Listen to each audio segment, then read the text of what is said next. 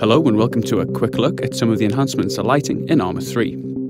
Of course, lighting itself is quite a general topic, so what we'll do is pick out a few elements and identify some of our favourite improvements, kicking things off with the day-night cycle. Now, this alone isn't a new feature for the ARMA series, but it is worth mentioning that the progression of time can completely change the complexion of a scenario, and definitely, it's a big part of the sandbox potential of our games. Something that is new, however, is the enhanced richness of the nighttime scenes.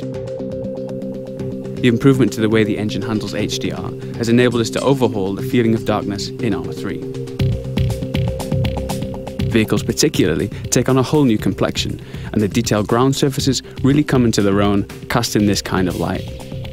Now, these chem lights are one of my favourite new features.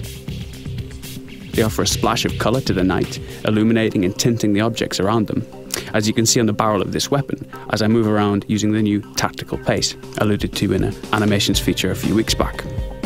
So, if we take a look at the same scene, but now from a little further away, we can really begin to see the differences that the number of lights in a scene can make. The flashing lights there are from a chopper, and the sweeping beam is its searchlight. Moving further out still, we're able to keep the whole structure of the airbase in the scene, which you might imagine is great for navigation or indeed acquiring targets.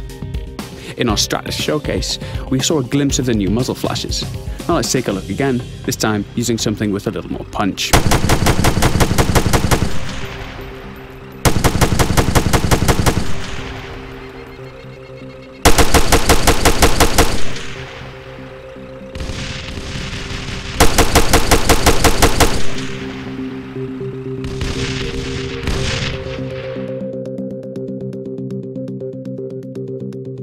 So, moving on.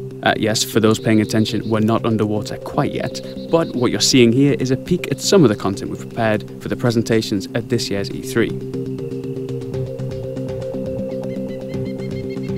If we hop across to our elite Tier 1 operator, we'll jump into our diving showcase.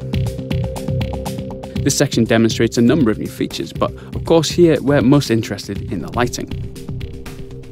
Looking past the fish and through the surface, we can see the clouds and the underwater shading effects on the surface of rocks, seabed, etc. Things like these subtle particle effects zipping past and the seafloor clutter also really add to the overall impression of being underwater.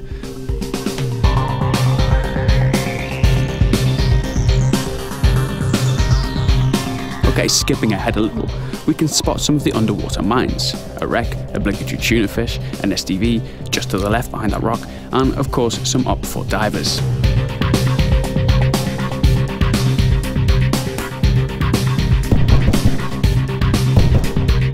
So that just about wraps up what we've got time to show for you now.